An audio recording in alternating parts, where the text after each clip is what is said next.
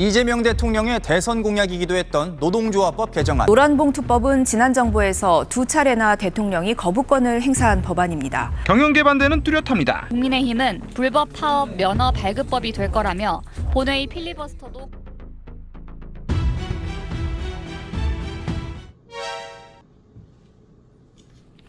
네, 노란 봉투가 하나 왔습니다. 46억 원짜리 자기압수표가 들어있네요. 기분이 좋아지려고 하고 있습니다. 편지가 같이 들어있고요. 편지의 내용은 쌍용차 정리해고 장기파업 노동자들에 대한 46억 원짜리 청구서입니다. 쌍용자동차 파업 노동자들에게 내려진 손해배상 감류를 시민들이 함께 도와주자라는 의미에서 노란봉투법 운동이 시작이 되었습니다.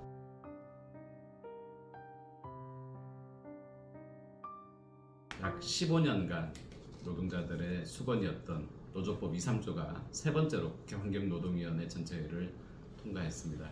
바로 어제 통과되었던 노조법 2조, 3조에 대해서 알아보시겠습니다. 2025년 7월 28일 국회 환경노동위원회를 통과한 노조법 2, 3조에 대해서 자세히 알아보는 시간을 갖도록 하겠습니다. 노조법 3조는 과도한 손배 가압류에 대한 어느 정도의 통제가 필요하다라는 법안인 것을 잘 알고 계시죠. 아시는 것처럼 노조법 3조는 과도한 손배 가압류를 이제는 좀 없애자 이런 취지입니다. 그리고 노조법 2조는 저의 진짜 사장님을 찾아주세요. 진짜 사장 찾기법이라고도 불렀죠.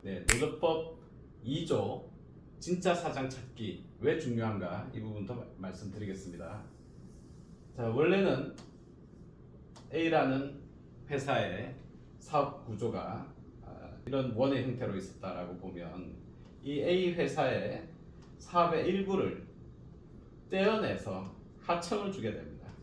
하청 회사 A 회사와는 별도의 회사가 생기는 것이죠. B 회사의 노동자들은 A 회사의 사장님과 직접적인 근로계약을 맺고 있지 않습니다. A 회사의 사장님은 이 B 회사의 노동자들로부터 노동을 공급받지만 이 B 회사의 노동자들과 직접적인 노사의 관계, 노사 책임을 져야 되는 관계에 있지 않죠. 이익은 취하지만 책임은 지지 않는 관계가 이런 형태의 하청 구조입니다. 이 B 회사의 실질적인 사용자는 B 회사의 사장님이 아니라 바로 A 회사의 사장님, 원청 사용자입니다. B 노동자들과 A 회사 원청 사용자들이 교섭할 수 있도록 하는 법, 이 법이 바로 노조법 2조의 개정 내용입니다. 문구를 하나씩 살펴보도록 하겠습니다. 추가된 내용은 다음과 같습니다. 노조법 2조의 사용자의 정의에 근로계약 체결 당사자가 아니더라도 근로자의 근로조건에 대하여 실질적이고 구체적으로 지배 결정할 수 있는 지위에 있는 자를 사용자로 본다, 이런 의미입니다. 어떤 한 회사가 계약하고 있는 3,000개, 5,000개 모든 하청 회사가 다 원청 회사의 사용자가 우리의 사용자다라고 주장할 거다, 이런 것은 조금 터무니없다. 정말로 실질적이고 구체적으로 2010년 이후로 대법원에서 확정된 문안입니다. 실질적이고 구체적으로 다 임금과 근로조건을 정해주는 A 회사의 사용자의 경우에 B 하청회사의 노동자들과 교섭을 해야 되는 위치에 서게 되는 겁니다. 두 번째 보실 부분은 노동조합의 정의입니다. 노동조합의 정의에서 노동조합으로 보지 않는다라는 몇 가지 조항들이 있었습니다만 그 중에서 근로자가 아닌 자의 가입을 허용하는 경우 또 노동조합으로 보지 않는다라고 되어 있었습니다. 그런데 이 부분은 사실 우리 법원의 판단과 너무나 기존의 차이가 많이 났던 부분입니다. 법원에서는 직접적인 근로자가 아닌 특수관계 노동자, 특수고용 노동자, 즉 캐디라든지 학습지, 방문교사 같은 특수고용 노동자들도 그들이 만든 노동조합을 노동조합으로 인정해 왔습니다. 그런데 고용노동부는 근로자가 아닌 자의 가입을 허용하는 경우라는 이 노조법상의 노동조합으로 보지 않는 이 문구 때문에 일종의 노조 설립신고 허가제 같은 제도를 운영을 해왔고 이 부분에 대해서 국제노동기구 ILO가 계속해서 문제를 지적해 왔습니다. 이번에 특별한 노사의 이견 없이 이 조항을 삭제하기로 한 것이고요. 자, 다음은 노동쟁의입니다. 현행 노조법에는 노동쟁의는 노동조합과 사용자 또는 사용자 단체 간의 임금, 근로시간, 복지, 해고, 기타, 대우 등 근로조건의 결정에 관한 주장의 불일치로 인한 분쟁을 노동쟁의로 정의를 하고 있습니다.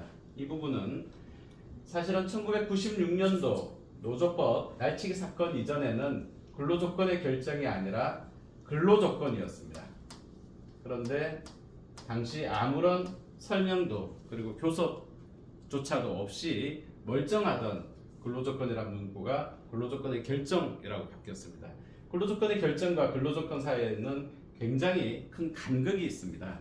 근로조건의 결정의 경우에는 임금, 근로시간, 복지, 해고와 같은 이익에 대한 다툼, 일명 흔히 말하는 단체 교섭을 진행을 하다가 단체 교섭이 잘 되지 않았을 때 지방노동위원회 또는 중앙노동위원회를 거쳐서 조정을 한 다음에 그 조정도 성사가 되지 않았을 때 파업과 같은 쟁의 행위로 들어갈 수 있도록 하는 경우에만 합법적인 노동쟁의 행위, 합법적인 파업으로 보는 것이고 이것과 관련되지 않은 이를테면 갑작스런 회사의 인수합병과 같은 상황에서 노동자들이 대량 실업 사태에 몰리게 되었을 때 노동자들이 자신들을 지키기 위해서 갑작스럽게 진행하게 되는 파업 같은 경우에는 모두 불법 파업으로 규정이 될 수밖에 없었습니다. 이 부분에 대한 개정 논의들이 있어 왔었는데 이번에 바뀐 문구는 다음과 같습니다.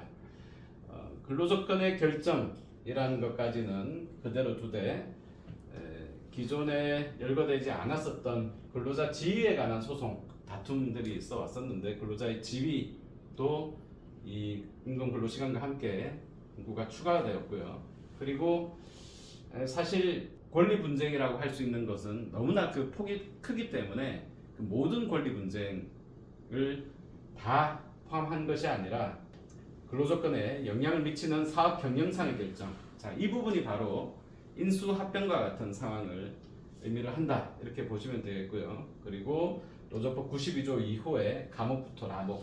네, 감옥부터 라목은 임금, 복리, 후생 및 퇴직금, 근로시간, 휴일, 휴가, 징계, 해고, 안전보건, 재해 부조와 같은 실질적인 근로조건과 관련한 단체 협약을 사용자가 명백하게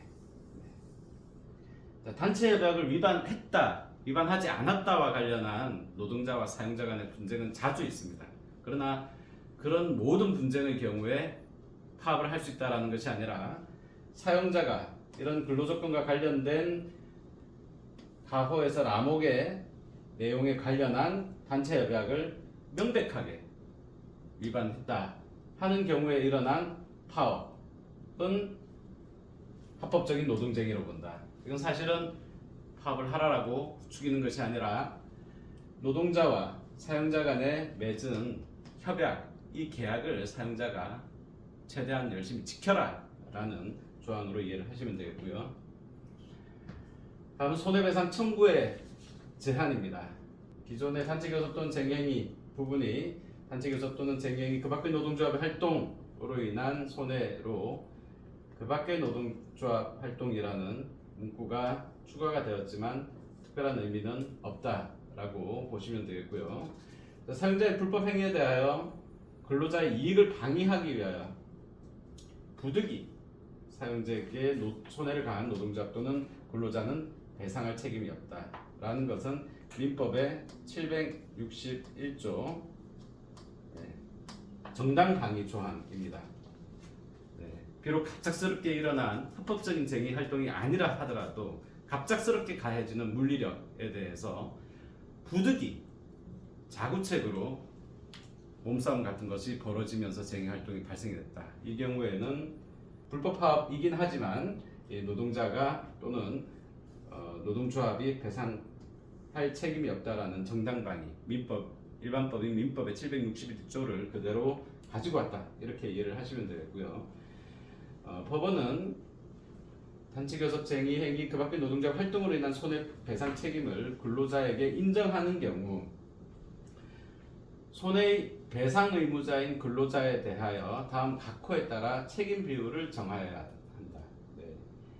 이것이 공동불법 행위에 대한 부진적 연대 조항이었습니다. 이 부분에 대해서 이제는 5명이 461억 원을 연대 채무, 지금은 은행에 가서 연대 보증을 서지 않죠.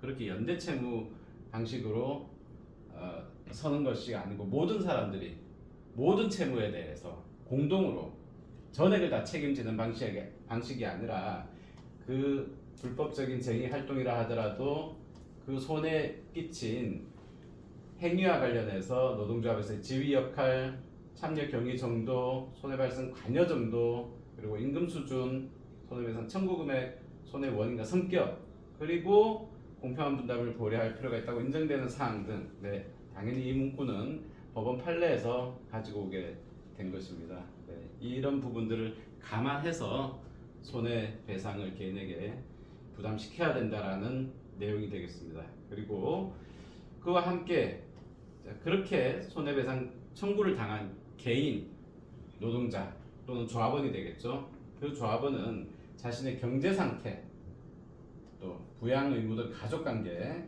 최저생계비 보장, 존립 유지 등 극단적인 상황으로 내몰리지 않도록 이런 부분들을 감안해달라라는 내용을 법원에 청구할 수 있다라는 법원의 감면 청구권을 한 조항 추가하게 된 것입니다.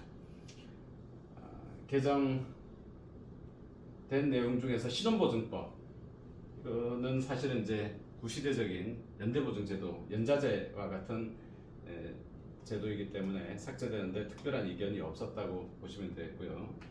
마지막 6항의 경우에는 지금까지의 노동자들의 파업에 대한 사용자들의 손배가압류가 사실상 노동조합을 방해하기 위해서 노조 활동을 위축시킬 목적으로 진행되어 온 측면이 많기 때문에 노조 존립을 위태롭게 하거나 운영을 방해할 목적의 손배가압류를 행사하지 말라라는 권고적 조항으로 이해를 하시면 되겠습니다.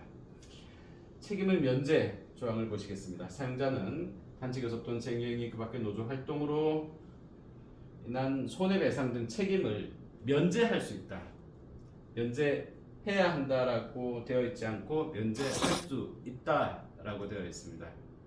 사용자가 면제하기 싫으면 안 해도 되는 것이죠. 그러나 이런 면제 가능 조항이 없기 때문에 우리 회사의 이사들이 면제해주고 싶어도 면제할 수 없는 상황이다. 이런 핑계들을 많이 대왔었습니다. 현대제철 노동자들에게 가해져 있는 손배가압류, 그리고 하나오션 하청 노동자들에게 가해져 있는 과도한 손해배상 책임 등에 대해서 하나오션 그리고 현대제철의 경영진들은 이 손배가압류를 면제해주고 싶어도 그럴 경우에 이사들이 배임죄를 질 수가 있어서 해줄 수 없다라고 주장을 해왔었기 때문에 사용자가 그 책임을 면할 수도 있다라는 조항을 추가했다, 이렇게 보시면 되겠습니다. 3조의 2 같은 경우에는 이 법 시행 이전에 발생된 손해배상에 대해서도 적용할 수 있도록, 이건 강제 조항이 아니고 할 수 있다라는 임의 조항이기 때문에 이것이 소급 입법이기 때문에 위헌이다라고 주장을 하시는 분들도 계신데 그건 잘못 알고 계신다. 전혀 위헌적인 부칙 조항이 아니다라는 부분 한번 강조를 드리고 싶고, 많은 분들께서 파업 천국이 될 것이다, 또 기업들이 대한민국을 떠날 것이다, 이런 얘기들을 하는데 결코 그런 일은 없을 것이다. 산업 그리고 노동 현장에서의 평화를 조성하기 위한 그런 법이다, 이렇게 이해를 하시면 되겠습니다. 조금 현장에서 노동자들도 그리고 사용자들도 걱정하실 수 있는 부분은 있습니다. 바로 제가 제일 처음에 말씀드렸던 실질적이고 구체적으로 지배 결정할 수 있는 관계, 과연 우리 회사와 이 비하청 회사가 정말로 실질적이고 구체적으로 근로조건을 지배 결정하는 관계인지 아닌지에 대해서 사실은 현장에서 약간의 혼란이 있을 수 있습니다. 이 법의 시행 시기는 부칙에 따라서 6개월 뒤입니다. 그리고 6개월 이전에 이런 교섭과 관련된 현실적인 문제들에 대해서 고용노동부 장관이 방안을 마련을 해서 국회에 보고하게 됩니다. 그리고 필요한 조치들에 대해서 국회와 정부가 함께 그 절차들을 마련해 나갈 것입니다. 현장의 혼란에 대해서 그렇게 걱정하실 필요는 없다. 이재명 정부와 더불어민주당이 현장의 혼란을 막기 위해서 최선을 다해서 준비를 하겠다라고 말씀드리겠습니다.